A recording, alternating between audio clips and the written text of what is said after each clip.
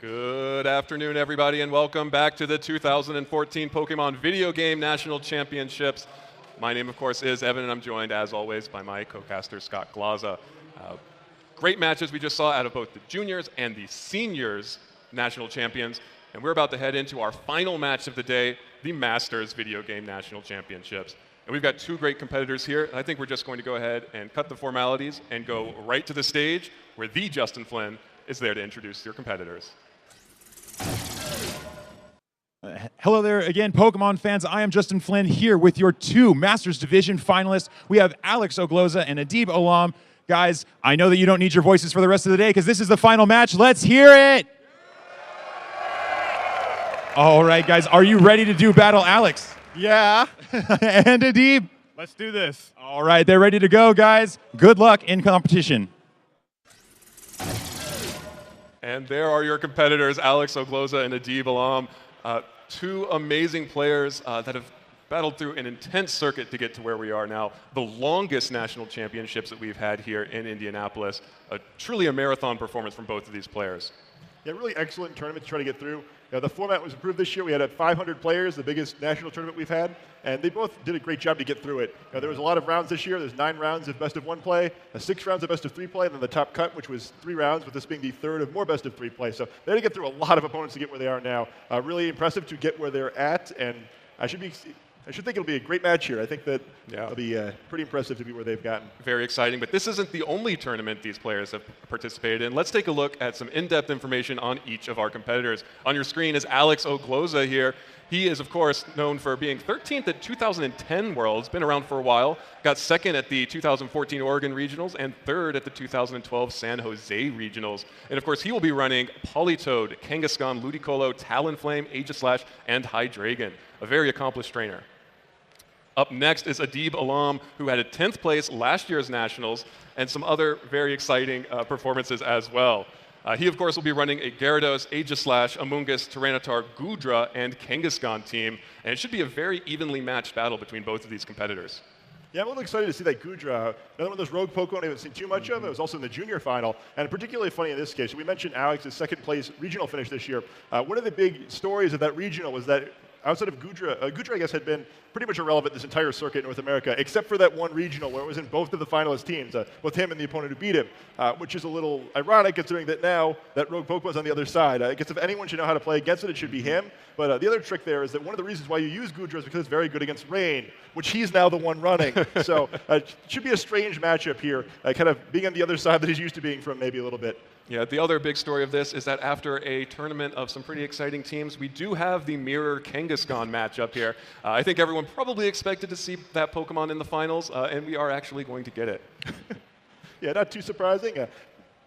Widely considered to be the best Pokemon in the metagame, right? But we've seen kind of a lot of options so far this tournament. If some players used it like these guys did, some players tried to counter it, like we saw that in the senior division with the Gothitelle Mawile team. So lots of different ways to try to go about this situation. This time we've got 2 very different Kangaskhan teams, so even though they're both using the same Mega Pokemon, we should see a variety of options here. Yeah, definitely going to be interesting to see how both of these players play that mirror matchup. But I think we're ready to throw it down to the stage where the battle is about to begin. So let me hear it one more time for your Masters National finalists. And let's hear it from the crowd here at Indy. All right. I will never get tired of hearing that crowd. You can see the competitors deep in thought as they're making their selections on Team Preview. Again, Alex is at the top of your screen, will be at the top of your screen. He is running Kangaskhan, Talonflame, Politoed, Hydreigon, Aegislash, and Ludicolo. And at the bottom of your screen will be Adib, who is running that Gyarados, Aegislash, Amoonguss, Tyranitar, Kangaskhan, and Goodra. Yeah, Adib hasn't lost much this tournament, but one of his previous losses was actually two-way rain team, so he's going to have to think about how he wants to deal with this one. I think last time he countered the rain portion of the team very hard and lost to the other pieces. So it'll be interesting to see in this match if he chooses to dedicate his Pokemon to beating the rain portion of the team with Politoed and Ludicolo, or if he focuses a little bit more on the other threats, maybe thinking that he overcompensated a little bit the first time. So very interesting team preview here. Both sides have a variety of options, I guess, both ways. They both know that their opponents have a variety of options. They're kind of figuring through, okay, if my opponent picks this, I need to pick the thing that counters that. And we are going right into battle. The trainers have selected their leads, and we are about to get right into this. Of course, Alex is on the top of your screen, and Adib is on the bottom. Adib choosing to lead with that Gyarados and the Kangaskhan up against the Kangaskhan Hydreigon, and it finally happened. the double Kangaskhan turn 1 matchup. It was only a matter of time. But the best Pokemon in the metagame here has got some important friends next to it. Gyarados is going to be an extremely, extremely large problem for Alex this entire series. I think being able to control Gyarados or not will likely determine whether or not he can win this series. It's very good against most of his Pokemon. It doesn't take a lot of damage against most of the Rain Pokemon. Intimidate disrupts almost everything else. So very important for Alex to be able to deal with this. Hydreigon is going to be the key to pulling that off. It's going to be able to do decent amounts of damage to Gyarados, those big Draco Meteors, and Adib's protecting it already. Yeah, Adib switching that Gyarados out in favor of Aegislash, another one of those counters to Kangaskhan that we've seen so much throughout this tournament. Of course, right away, Kangaskhan Mega evolving, getting the baby out of the pouch. Going to probably see the exact same thing on the other side. Yep, the opposing Kangaskhan now Mega evolving as well. The animation's so nice, you saw it twice, as Kangaskhan's are on the field and ready to battle. It looks like they actually would like to protect. Never mind. Kangaskhan could be offensive, but the Protect will protect Adib from that fake out there. But the Dark Pulse from Hydreigon targeting the Aegislash. One-hit KO. Aegislash goes down right from the start. Oh my gosh, what an absolutely massive play to start the game. And we talked about how important Gyarados was to try to get rid of him, but correctly anticipating and switching out. Adib's best resistant to that Dragon-type attack was Aegislash, and he just completely destroys it before it even gets the chance to move there. So huge knockout at no cost in the first turn. The only thing he gives up is having to lock into Dark Pulse instead of Draco Meteor there and getting Kangaskhan intimidated again. A huge step there. We also saw that Adib's Kangaskhan Mega evolved first, so it's possible that Alex would be running a slower Kangaskhan, perhaps relying on the speed of some of his faster Pokemon like Ludicolo in the Rain and Choice Scarf Palatoad. Yeah, it's definitely going to be interesting to see. We mentioned at the start that that Adib lost to Rain earlier by overcompensating for the Rain, and we don't see Rain yet on the field for Alex. It's going to be interesting to see if Alex chooses to have that option in the back, or if he's just going to brute force his way through like we saw yesterday. Yeah, Talonflame was the method that he chose to dominate the game with last time, more so than the Rain. Now, we did see some of the Palatoad, but not really any of the Ludicolo. And it looks like Alex's Kangaskhan at -2 from those Intimidates is going to return, dealing a little bit of damage to the opposing Mega Kangaskhan, but not quite enough. Adib choosing to target that Hydreigon, rightly identifying it as a huge threat, but still not enough to get the one shot on it. Dark Pulse comes out back onto Adib's Kangaskhan, a critical hit! And Alex takes a huge knockout, the Mega off the field, all ready for Adib, but Dragon Dance coming out from Gyarados, getting a nice boost to its offensive presence. Yeah, Gyarados is not just going to stand around and let this happen, but another really important knockout. Kangaskhan going down without any damage going to the opposing Kangaskhan, and that is a really rough spot. That critical hit likely not mattering too much, as Hydreigon is holding those choice specs. Some big damage there. And wow, we mentioned Hydreigon is going to be important, but it's already got 2 knockouts and we're only 2 turns into the game. Yeah, I don't think you could ask for a better stat line if you're a Hydreigon right now. Tyranitar does come out onto the field, getting that sand up, will protect Tyranitar a little bit from some of the special attacks. Alex is going to go ahead and send out his own Aegislash, while Gyarados, with that boost, is going to waterfall the Mega Kangaskhan. That boost deals a lot of damage, a critical hit, but still not enough. But Rock Tomb coming out from Adib's Tyranitar, going to deal negligible damage to that Aegislash, but does drop its speed, and the power-up punch comes out from Alex's Kangaskhan, trying to negate that and those Intimidate debuffs there, getting the +2 attack there on both hits of the power-up punch and dealing some good damage to that Tyranitar. Yeah, getting a lot of value out of that. The damage is important, and getting that attack back, at least now if it wants to Sucker Punch Gyarados, try to take some damage off, it'll be a little bit more, it'll actually hurt. Right. Another big play there is that we do notice Gyarados not taking damage from the sand here, so safety goggles, not an item you see too often in Gyarados here. I guess in this battle it's really only going to prevent the sand damage. I guess something like a Moongas, it could prevent Rage Powder, but against this team, it's not going to make too big of a difference. Yeah, but definitely an interesting item choice. And the Gyarados is putting a lot of offensive pressure on with that Dragon Dance boost. Not something that we've seen too often, but we do see it occasionally. Sucker Punch does come off from Alex's Mega Kangaskhan onto Tyranitar, just trying to get a little bit of extra damage onto that Pokemon. Not too worried about the Gyarados, it seems, which is going to use that Waterfall onto Aegislash, dealing just under half HP there. And Adib's Tyranitar is going to get the Rock Tomb off again onto Kangaskhan, get the KO. Both Megas now out, but Aegislash is going to change its stance and go right on the offensive, using that Flash Cannon, going to target that Tyranitar most likely. Yes, and gets the KO. And now Alex is in a very commanding position here. He definitely is. A little strange to see him ignoring the Dragon Dance Gyarados, but I think it's actually a good play. Perhaps he's correctly discerned that Gyarados only has single target attacks, so by getting it as the only Pokemon remaining on the field, it doesn't really matter how high its attack is, right? It still has to keep taking attacks as it knocks something out, even if it's able to take out its opponents in a single hit. So time is definitely on his side. Because of that Dragon Dance, it's going to be faster than Hydreigon, so Hydreigon's not going to be able to just blow it up the way maybe it could have normally, but between Aegislash and Hydreigon, it's going to take a big chunk of damage here, and there's still another fully healthy Pokemon in the back to help finish it off here. So excellent spot for Alex. He's managed this game really well and has the big advantage now. Gyarados is going to try to do whatever it can to bring this back for Adib. That Waterfall does connect with Hydreigon, does get the knockout there, but is going to leave it open to an attack from that Aegislash. Of course, we saw how much damage the Hydreigon did, but Aegislash is no slouch on its own. The Shadow Ball dealing a little bit over half HP there, and the leftovers making sure that Aegislash stays healthy. Yeah, that the special defense drop from Shadow Ball could be a big deal too. It's close enough where it's possible it wouldn't have knocked out if the second one was used here, but I guess it doesn't really matter with Talonflame here. Talonflame's priority Brave Bird should quickly end this game, so we will likely see Alex taking the first. An excellently played game by him, and he's going to have to, I'll let this happen first.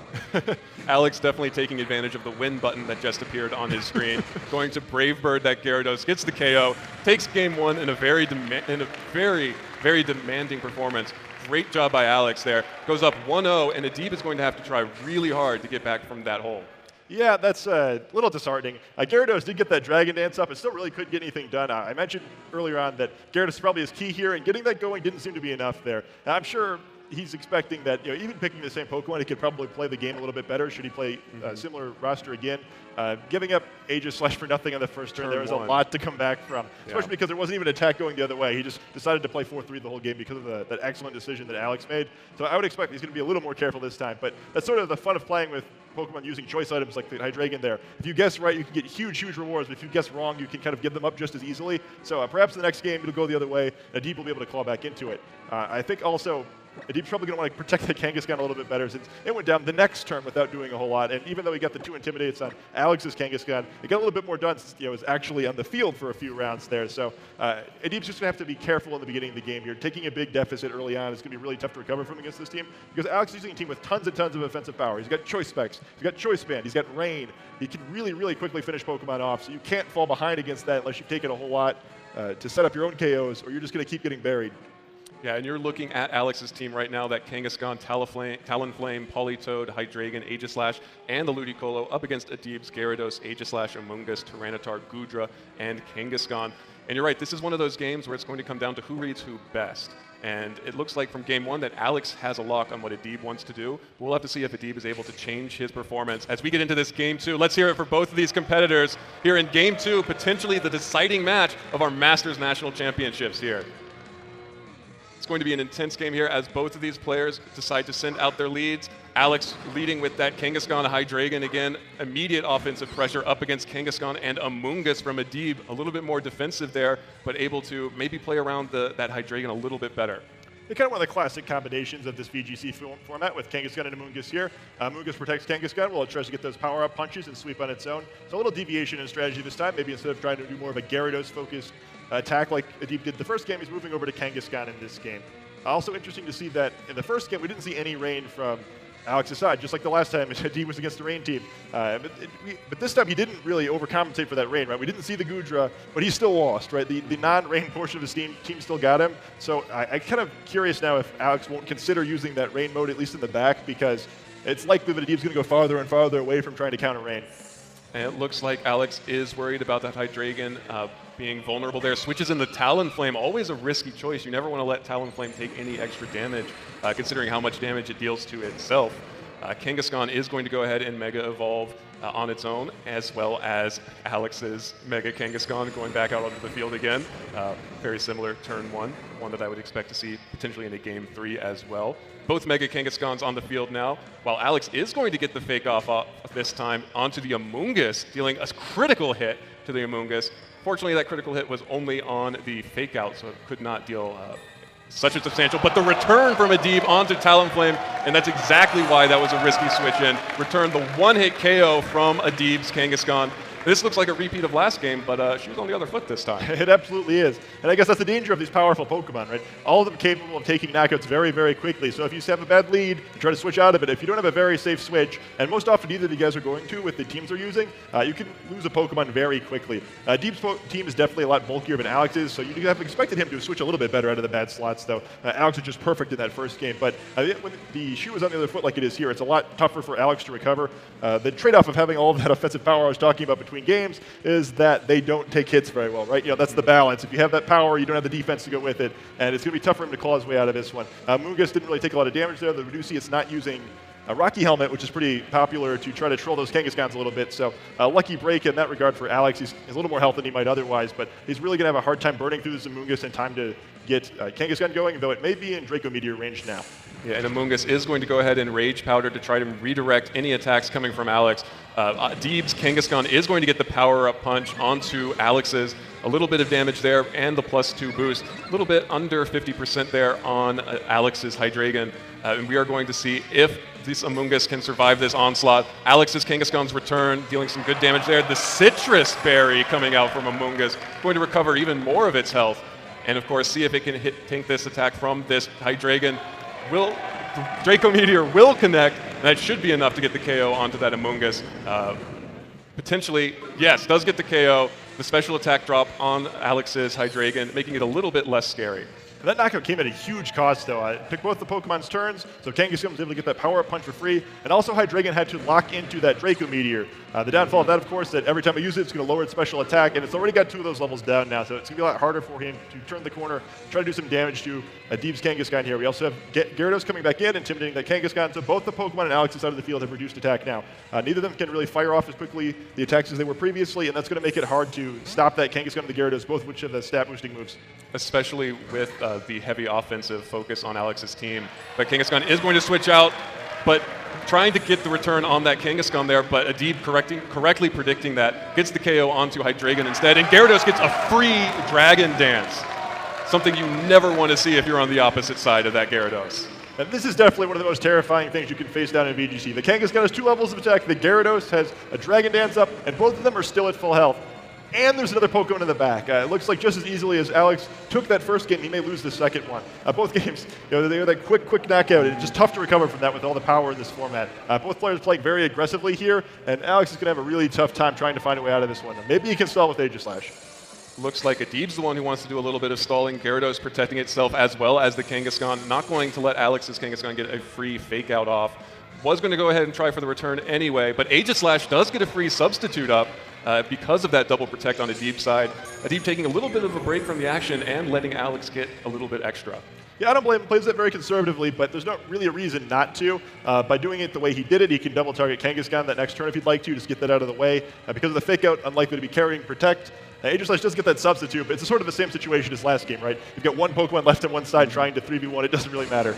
Gyarados is going to try and get that 3v1 situation in as soon as possible. About 50% onto the enemy Kangaskhan there as return comes out from Alex's Kangaskhan, dealing some good damage back.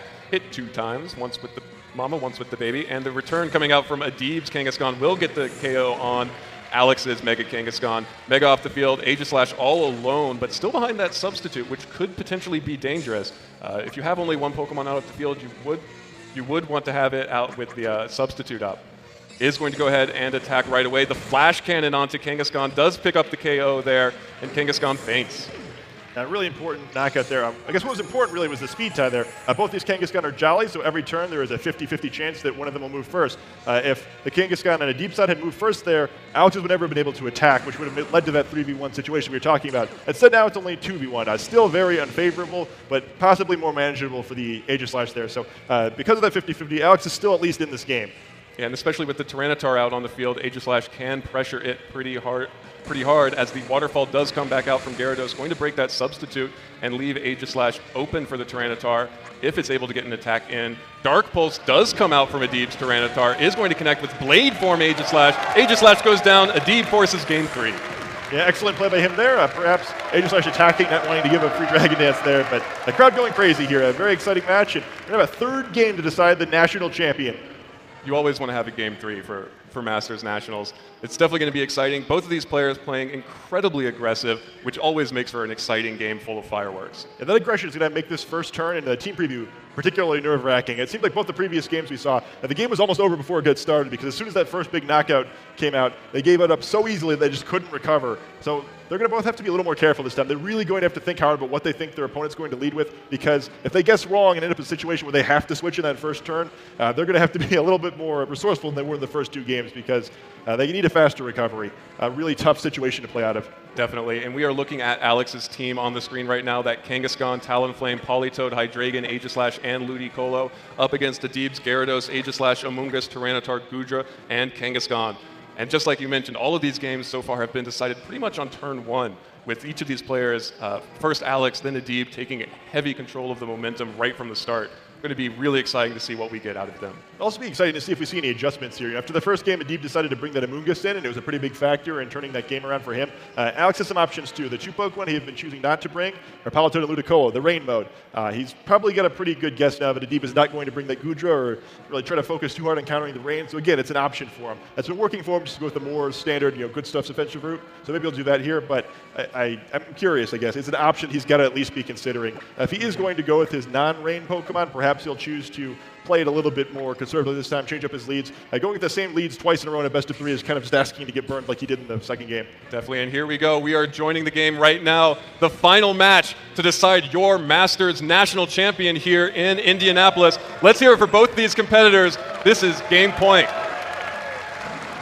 All right, we are hopping right into battle. Alex sends out his Kangaskhan as well as his Hydreigon up against Adib's Kangaskhan and Gyarados. I think I've seen this before. It's the same leads as game one, so Alex probably feeling pretty good now. Speaking of that, I have to admit, I really like seeing him smiling with the camera on him there. He's like, game 3 of the national championship. He looks like he's having a good time, right? I respect that. And I think that it nerved me a little bit if I was Adib. He looked a little bit more nervous there, and I would be too. It's tough in these situations to kind of keep a cool head. But with how important these turns are, it's really important these players focus.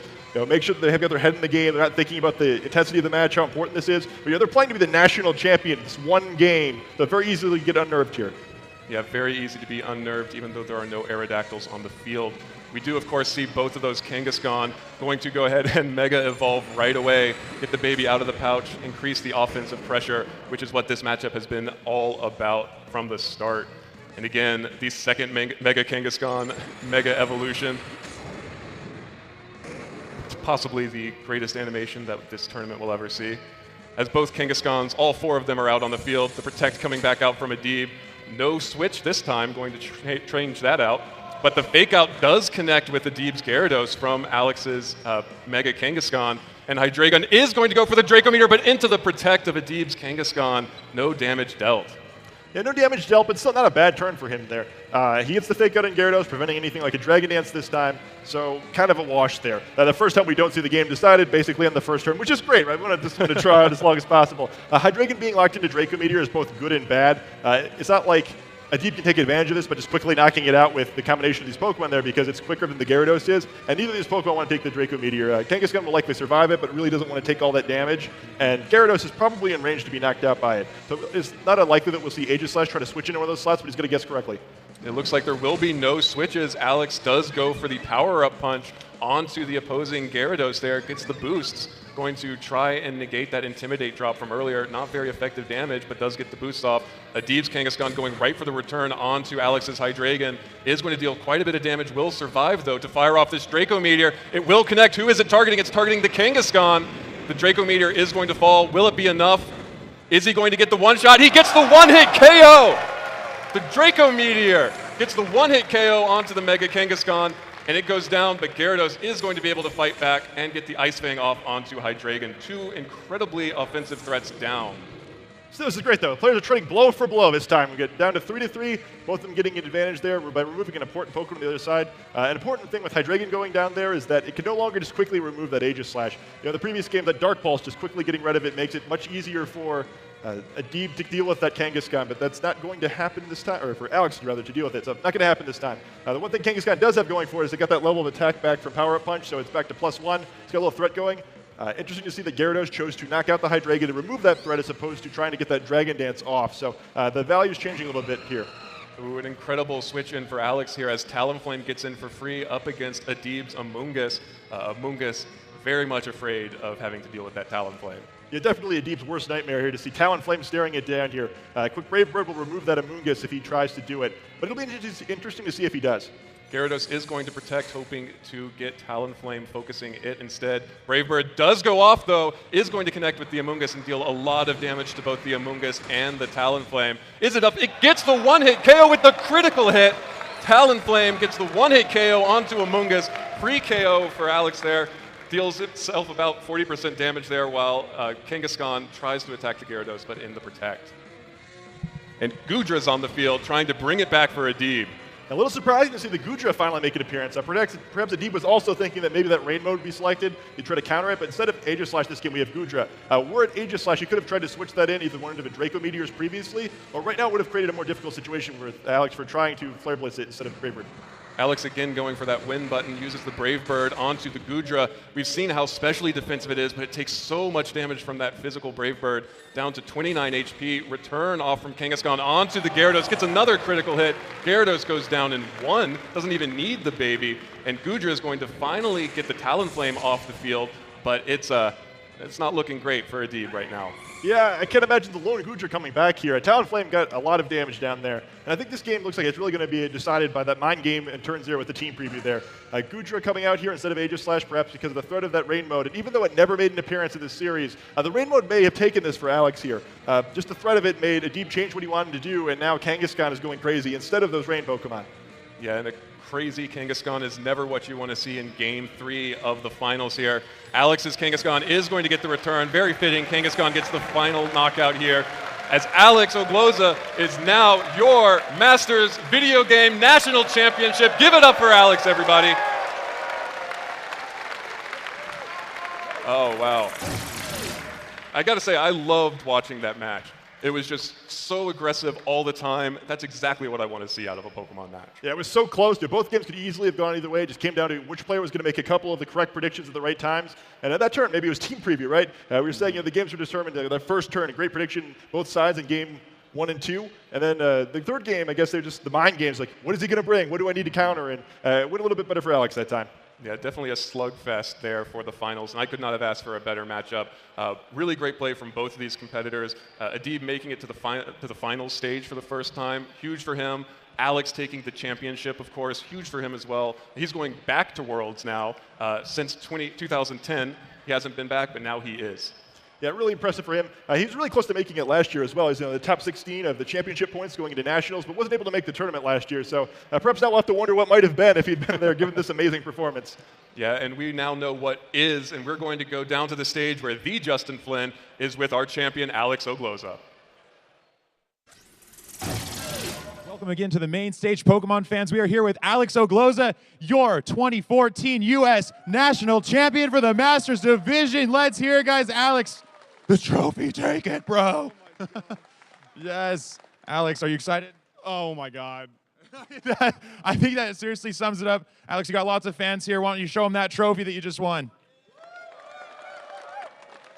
All right, guys, I think we're going to take it back to the announcers. We'll see you soon. Thanks, Justin. Great matches again. I am so looking forward to seeing Alex face off against some of the incredible competitors that will be at Worlds in Washington, D.C. Very exciting. I really think he'll match up well, given what we've seen here. Yeah, I think so too. I think some of the fun for the Americans here was getting to play 6 rounds of best of 3 and the day 2 Swiss, and then again in the top cut is that they should feel very prepared for the World Championships this year. And I think every year the players do the best at each of the national tournaments, regardless of what country it's held in. You expect them to do well because they're the best in their country, but they've really gotten some valuable practice here, and I think it'll be great to see how he does against the world's finest. Yeah, and we are definitely going to see the world's finest at Worlds in Washington, D.C. later this year. But for now, we're going to take a quick break and be back with Alex, your national champion. My name is Evan Latt, and I am joined by our newly crowned Masters National Champion, Alex Ogloza. We've got a small crowd that's built up around the stage. Let's give it one more time for Alex here, our champion. First off, Alex, of course, congratulations. Thank you. I know yesterday we had you back up here at the desk after your semifinals victory, and you seemed confident, but did you really think it would happen? No. I was a mess all day yesterday. I went to bed at like 10. Like, who does that? Yeah, I was like, I woke up at 7. I tried to review some of the more of the videos that were played throughout the Twitch channel, and I don't know. Did your homework? A little bit, but it was like, Adib's a great player, and obviously he, to get to the final stage like that, you can't. It's not going to be a cakewalk. He played some fantastic people in Swiss who beat me. He played some people who beat me, and he swamped them. And yeah, definitely. You could tell from the matches that you were two evenly matched players. And the thing I liked most about the matches was that both of you were all aggression all the time, basically. And that makes for an exciting match. Why did you decide to go with just such an all-out aggressive style? Okay, that's a great question. Thank you. It was a long time building the team. I had a team I brought from Oregon. I got second place there. It had Gudra on it actually, and I was trying to work with that for a while, but it wasn't really winning. I play on Showdown a lot. It wasn't really winning on Showdown. It actually was terrible. So I went and started building Rain because there was so much sun. Might as well beat fire with water. This is a classic. Blastoise beats Charizard, beats Venusaur, beats Blastoise. And yeah, I started from that Rain core, and I realized, oh god, other Rain's going to beat me, so I need something fast and strong, like Talonflame. And then I needed something to hit Gyarados, which was Kangaskhan. So that was how I got to that core. I needed something to take a Kangaskhan hit, which was Edge Slash, and then Hydreigon was recommended to me by someone online. So, yeah. And the thing I liked most about your team was that you had a heavy reliance on choice items. So All three. choice items are so much fun just because they can surprise you just by how much damage they deal, of course with the drawback of being locked into one move. But when you predict as well as you did in these games, that's not really that much of a drawback, right? Yeah, actually, there was not. I don't know. I don't remember actually very many instances of like feeling ashamed that I was choiced. I was like, okay, you just got to pick the right move, and you got to prepare for the worst. You don't got a lot of switch value. Actually, you have 0 switch value. So you just gotta. You're either gonna get killed, or you're gonna kill something first. Yeah, I think we might have seen that on that Talonflame switch in turn 1, round 2. Oh god. Oh god.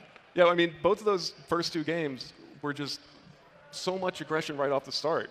Each of you got a KO the first turn, which basically blew the game wide open. How important are those first turns in the team preview, making sure when you're using such a frail offensive team as you are, making sure that you get the right matchup out from the start?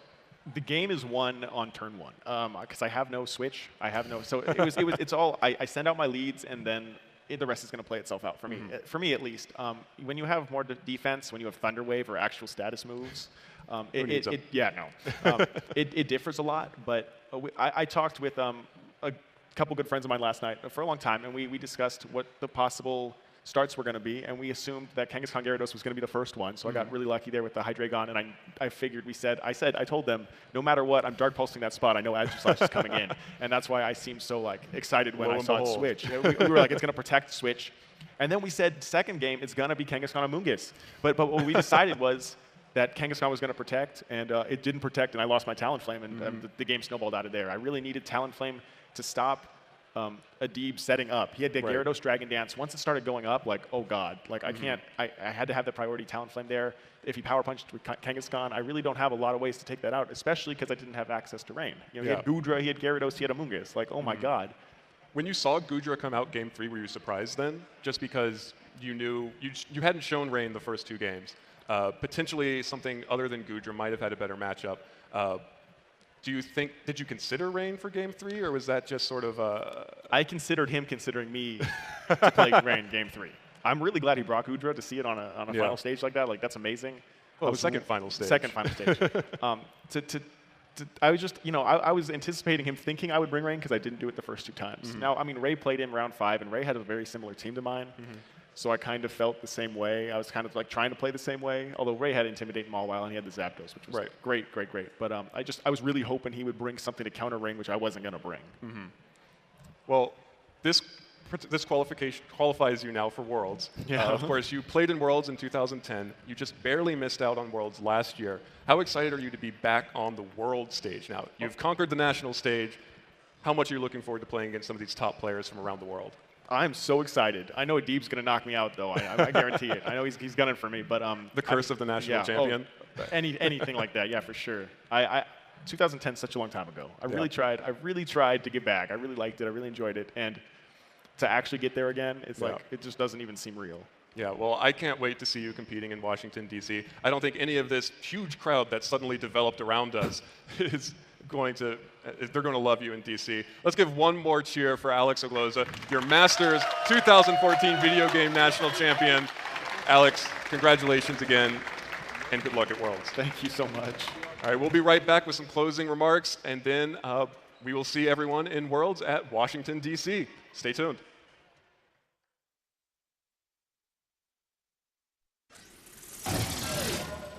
All right, everyone, welcome back to the 2014 Pokémon National Championships here in scenic Indianapolis, Indiana. Scott, I can't believe it, but it's almost over. What a great ride it's been, though. It's excellent matches at every division, both in the video game and in the trading card game. It's been a really fantastic weekend, and I hope you all have enjoyed it as much as we have. Yeah, I've definitely enjoyed every moment I've been up here on stage, in the crowd, on the floor. It's been an incredible experience here in Indianapolis. And I can't wait for Worlds in August in my home city, Washington, D.C.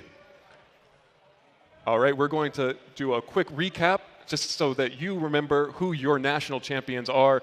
Congratulations, Andy Younger, Ishan Jagiasi, Brandon Salazar for being national champions in the TCG, as well as Corey Connor, Mackenzie Caruzos, and Alex Ogloza in the video game championships. And we will see all of them in Washington, D.C.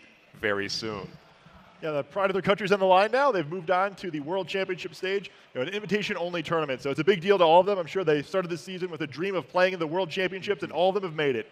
Yeah, even qualifying for Worlds is an incredible accomplishment for any Pokemon trainer in any division, in any game. And I am excited to see all of them compete on the World stage.